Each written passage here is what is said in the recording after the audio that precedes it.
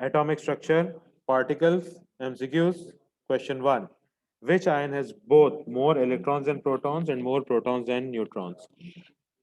इसके लिए हमें सारे के सारे ऑप्शंस को कंसिडर करना होगा और फिर जो इनकी रिक्वायरमेंट है देखना होगा कौन सा वाला ऑप्शन उस रिक्वायरमेंट पर पूरा उतरता है। डी जो है, डी नेगेटिव, उसमें हाइड्रोजन 2 1 वाला आइसोटोप है और इस पे चार्ज नेगेटिव है, which mean it has an additional electron. तो इसमें आ गए प्रोटॉन्स एक, न्यूट्रॉन्स 2 - 1 इज 1 न्यूट्रॉन, और इलेक्ट्रॉन्स हो गए 1 और -1 चार्ज की वजह से एक और, तो 2 इलेक्ट्रॉन्स। क्योंकि प्रोटॉन्स और न्यूट्रॉन्स बराबर है इसलिए हमारी रिक्वायरमेंट मीट नहीं हो रही। नेक्स्ट, H3O पॉजिटिव में 3 हाइड्रोजन एटम्स हैं और एक ऑक्सीजन एटम है, और ऑक्सीजन एटम के साथ साथ उसमें एक पॉजिटिव चार्ज भी है। सो इन टोटल प्रोटॉन्स कितने होंगे? 8 + 1 9 + 1 10 + 1 11, 11 प्रोटॉन्स हो गए। न्यूट्रॉन्स जो हैं वो हाइड्रोजन में तो होते ही नहीं है, तो ऑक्सीजन में 16 - 8 इज 8 न्यूट्रॉन्स। अब इलेक्ट्रॉन्स के लिए नंबर ऑफ प्रोटॉन्स 11 है, तो 11 इलेक्ट्रॉन्स होंगे, लेकिन +1 चार्ज है। +1 का मतलब लॉस ऑफ 1 इलेक्ट्रॉन, तो 11 - 1 इज 10 इलेक्ट्रॉन्स। क्योंकि इलेक्ट्रॉन्स प्रोटॉन से कम है इसलिए ये भी हमारी कंडीशंस मीट नहीं हो रही। नेक्स्ट, ओडी में एक ऑक्सीजन है और एक हाइड्रोजन है 2 1 वाला, और ओवरऑल चार्ज नेगेटिव है। तो इन टोटल प्रोटॉन्स हो गए 8 + 1 9 प्रोटॉन्स, न्यूट्रॉन्स हो गए 16 - 8 is 8 and 2 - 1 is 1, 8 + 1 is 9, 9 neutrons, और इलेक्ट्रॉन्स हो गए 8 + 1 9 + 1 10, 10 इलेक्ट्रॉन्स। क्योंकि प्रोटॉन्स और न्यूट्रॉन्स बराबर हैं इसलिए ये भी हमारा आंसर नहीं हुआ। So based on elimination D should be the correct answer, लेकिन आंसर हम लोग निकालते भी हैं। D has one oxygen atom and one hydrogen atom with a negative charge. तो इन टोटल प्रोटॉन्स जो है वो 8 + 1 9 हो गए, 9 प्रोटॉन्स। हाइड्रोजन में न्यूट्रॉन नहीं होता, 16 - 8 इज 8 न्यूट्रॉन्स, और इलेक्ट्रॉन्स के लिए 8 + 1 9 और नेगेटिव चार्ज है +1 10, तो 10 इलेक्ट्रॉन्स। तो यहाँ पे आपको नजर आ रहा है electrons are greater than protons, 10 is greater than 9, and protons are greater than neutrons, 9 is greater than 8. Therefore, option D is the correct option for this question. Next, which species contains the smallest number of electrons? अब smallest number of electrons के लिए हमें इन सब के जो है proton number जो है वो मालूम करना है, क्योंकि number of protons is equal to number of electrons, और फिर चार्ज के हिसाब से प्लस या माइनस देखेंगे। तो boron, beryllium, hydrogen and helium. Boron के लिए जो प्रोटॉन नंबर है वो है 5, बेरिलियम के लिए प्रोटॉन नंबर है 4, हाइड्रोजन के लिए प्रोटॉन नंबर है 1, और हीलियम का प्रोटॉन नंबर है 2। तो इसमें टोटल नंबर ऑफ इलेक्ट्रॉन्स निकालने हैं, तो 5 - 3 इज 2, तो इसमें 2 इलेक्ट्रॉन्स है बोरॉन के आयन में। बेरिलियम में 4 - 2 इज 2 इलेक्ट्रॉन्स हैं। हाइड्रोजन में 1 + 1 2 इलेक्ट्रॉन्स हैं, और हीलियम में 2 - 1 1 इलेक्ट्रॉन है। तो सबसे कम इलेक्ट्रॉन इस वक्त He पॉजिटिव आयन के अंदर मौजूद है। So the correct option for this question is option D. Next, when nuclear reactions take place, the elements produced are different from the elements that reacted.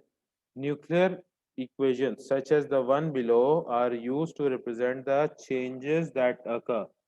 तो यूरेनियम का atom है, उसके अंदर अगर एक न्यूट्रॉन ऐड कर दिया जाए तो it breaks into barium isotope, krypton का isotope, and 3 neutrons are given off. Okay, the nucleon या mass number total is constant at 236, the proton number total is constant at 92, यानी जितनी भी species बन जाए total sum of the proton number and total sum of the mass number remains the same. In another nuclear reaction, uranium 238 is reacted with deuterium atoms. ठीक है? An isotope of a new element J is formed as well as 2 neutrons. तो what is the isotope J? चलो इसके लिए हम लोग देखते हैं कि टोटल मास और टोटल प्रोटॉन्स कितने होते हैं। तो टोटल मास होगा 238 + 2 इज 240, और टोटल प्रोटॉन्स होंगे 92 + 1 इज 93। अब इसमें से अगर दो न्यूट्रॉन्स निकल जाएंगे तो 24 240 - 2 विल गिव अस 238। तो मास नंबर 238 है और नीचे 0 है, तो 93 माइनस 0 इज 93। तो 238 और 93। तो अब ये देखना है कि ऑप्शन ए और बी में मास नंबर 238 है, तो इनमें से कौन सा एलिमेंट है जिसका प्रोटॉन नंबर जो है वो 93 है। Referring to the periodic table, 93 जो है हमारे पास वो आ रहा है एनपी का। NP has a proton number of 93,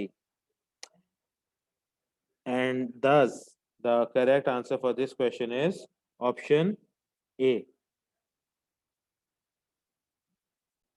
Next, sodium azide NaN3 is an explosive used to inflate airbags in cars when they crash. It consists of positive sodium ions and negative azide ions. What are the number of electrons in the sodium ion and the azide ion? तो sodium ion का formula होता है Na positive और azide ion का formula है N3 negative. Sodium का जो element है उसका मास नंबर 23 है, प्रोटॉन नंबर 11 है। नाइट्रोजन का मास नंबर 14 है, प्रोटॉन नंबर 7 है। तो इसमें हमें what are the number of electrons निकालने हैं।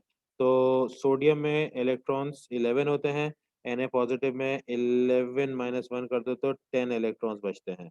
तो हमारे पास 10 इलेक्ट्रॉन्स के दो ऑप्शंस हैं, ए एंड बी। और नाइट्रोजन के 3 हमारे पास जो है एटम्स मौजूद है एजाइड आयन में। तो 7 3 21, 21 और नेगेटिव चार्ज है, +1 कर दो, 21 + 1 इज 22। तो हमारे पास जो टोटल इलेक्ट्रॉन्स एजाइड आयन में होते हैं वो 22 इलेक्ट्रॉन्स हैं, which is option B. Next, the GE isotope is medically useful because it undergoes a natural radioactive process to give an isotope of a different element X, जिसका mass number 68 है, which can be used to detect tumors. This transformation of GE68 occurs when an electron enters the nucleus and changes a proton into a neutron. Which statement about the composition of atom of X68 is correct? तो सबसे पहले हमें ये करना होगा कि जो GE68 है उसका हमें प्रोटॉन नंबर देखना होगा। तो GE68 का जो प्रोटॉन नंबर है यूजिंग योर पीरियोडिक टेबल वो मिलता है एज 32। तो प्रोटॉन नंबर इसका हो गया 32। अब according to this reaction it says 1 electron enters, तो इसमें 32 इलेक्ट्रॉन्स थे, 32 प्रोटॉन्स थे और 68 माइनस 32 इज 36 न्यूट्रॉन्स। 36 न्यूट्रॉन्स थे। तो अब इसमें क्या हो रहा है, एन इलेक्ट्रॉन एंटर्स तो +1 electron and changes a proton into a neutron, तो -1 प्रोटॉन +1 न्यूट्रॉन। तो हमारे पास जो एंड रिजल्ट बना इसका वो हुआ 32 + 1 33 इलेक्ट्रॉन्स और 32 माइनस 1 इज 31 प्रोटॉन्स और 36 + 1 37 न्यूट्रॉन्स प्रेजेंट है इन द आइसोटोप X68। तो ये हमने कैलकुलेशन कर ली based on the information given in the question. अब क्वेश्चन देखते हैं कि पूछा क्या है। Which statement about the composition of an atom of X68 is correct? It has 4 electrons in its outer p orbital.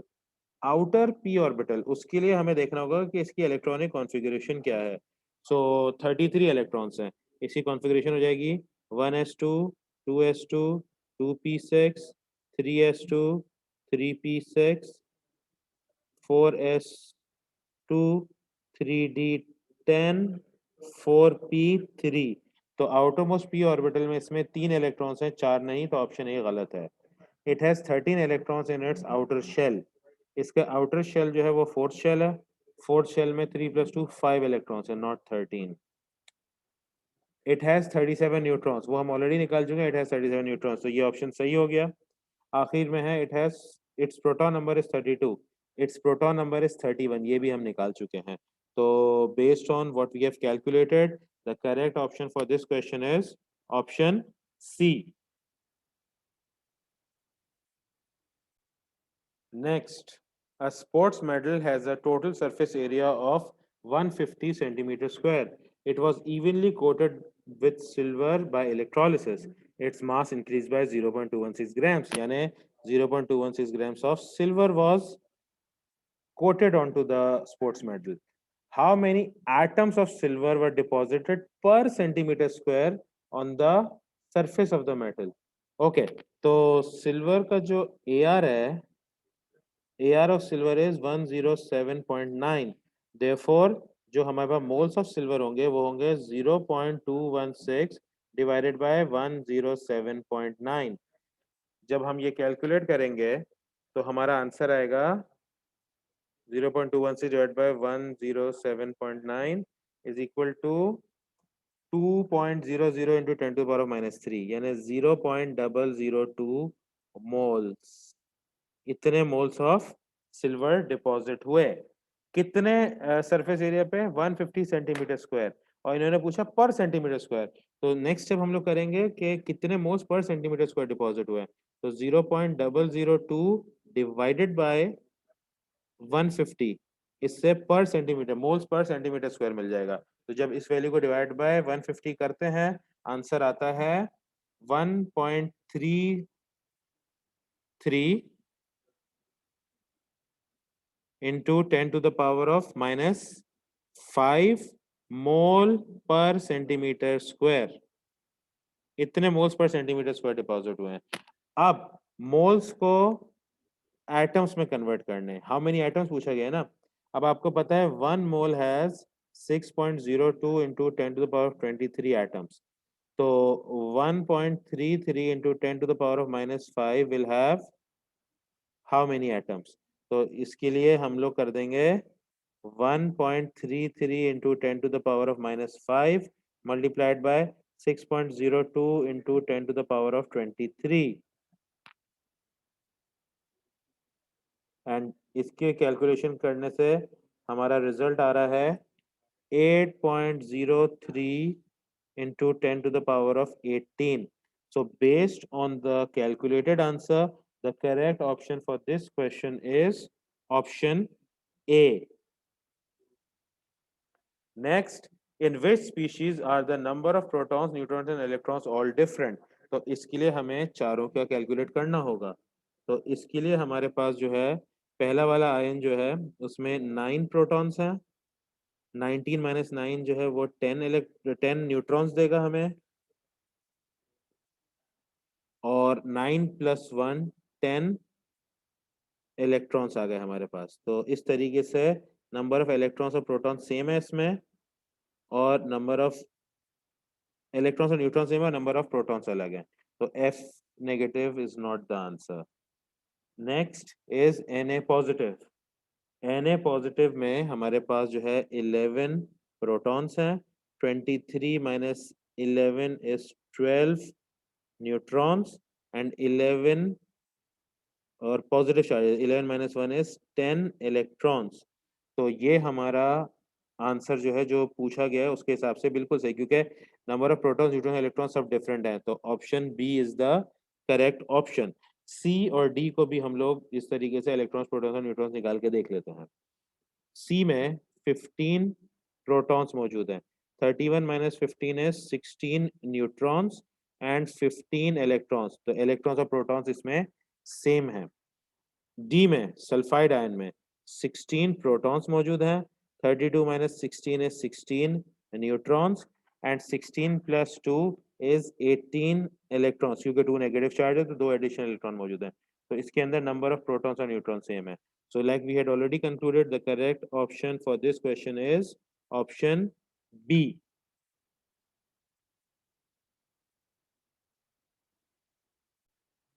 Next, the ion Y3 negative contains 18 electrons and has a mass number of 31. How many protons and neutrons does Y3 negative contain? तो अगर Y3 negative के अंदर जो है number of electrons 18 है, तो 3 electron additional है, तो 18 माइनस 3 इज 15। तो इसका प्रोटॉन नंबर 15 होगा और इसका मास नंबर 31 है, तो इसका नंबर ऑफ न्यूट्रॉन्स होगा 31 माइनस 15 विच इज 16। तो इसके अंदर 18 इलेक्ट्रॉन्स, 15 प्रोटॉन्स एंड 16 न्यूट्रॉन्स मौजूद हैं। तो इन्होंने प्रोटॉन्स और न्यूट्रॉन्स पूछा है, तो 15 protons and 16 neutrons, Option A is the correct option for this question. Next, in which pair do the atoms contain the same number of neutrons? इसके लिए जितने भी एलिमेंट्स दिए गए हैं सबके सबका हमें जो है वो प्रोटॉन नंबर निकालना होगा। बोरॉन का प्रोटॉन नंबर है 5, कार्बन का प्रोटॉन नंबर है 6, लिथियम का प्रोटॉन नंबर है 3, बेरिलियम का प्रोटॉन नंबर है 4, मैग्नीशियम का प्रोटॉन नंबर है 12, सिलिकॉन का प्रोटॉन नंबर है 16, नाइट्रोजन का प्रोटॉन नंबर है 7, ऑक्सीजन का प्रोटॉन नंबर है 8। तो अब इन्होंने contains the same number of neutrons पूछा है, तो नंबर ऑफ न्यूट्रॉन्स निकालने के लिए mass number minus proton number करेंगे तो नंबर ऑफ न्यूट्रॉन्स निकल आएंगे। सो ऑप्शन ए में 11 माइनस 5 इज 6, 12 माइनस 6 इज 6। इन दोनों के न्यूट्रॉन नंबर सेम है तो option A is the correct option. बाकी सबका चेक कर लेते हैं कि डिफरेंट है कि नहीं। अब ऑप्शन बी में 7 minus 3 is 4 and 9 minus 4 is 5 different हो गए। Option C 24 minus 12 is 12, 28 minus 16 is something is wrong here क्योंकि it is giving 12 नहीं अच्छा silicon is sulfur is 16 not silicon is 14 इसका प्रोटॉन नंबर 14 है तो 28 minus 14 gives 14। अब सही हुआ, इसका जो प्रोटॉन नंबर था वो गलत लिखा हुआ था, सल्फर का लिख दिया था यहाँ पे। ओके तो 12 एंड 14 डिफरेंट है तो ये नहीं है आंसर। और ऑप्शन डी में 14 minus 7 is 7 and 16 minus 8 is 8, ये भी अलग हो गए। तो already concluded option A is the correct option for this question.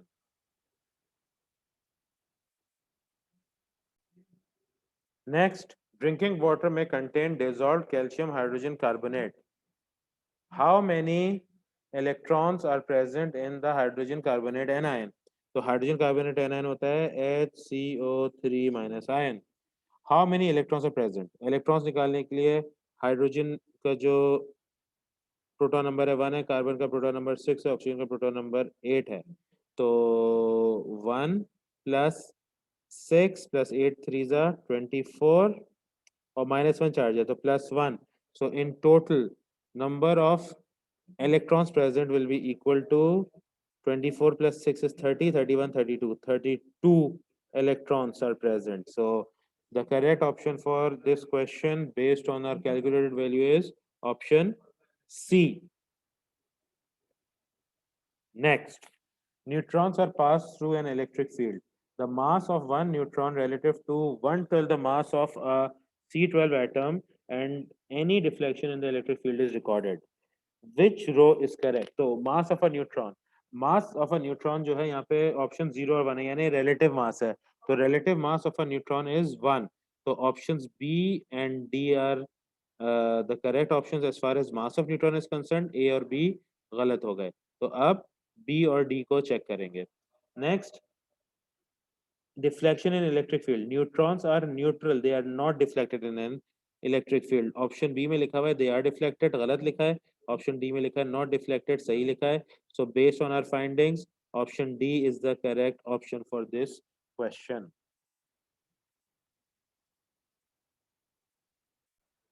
Next, beams of charged particles are deflected by an electric field। the angle of deflection of a particle is proportional to its mass या charge to mass ratio। ठीक है, charge upon mass। In an experiment, protons are deflected by an angle of plus 15 degrees. Okay.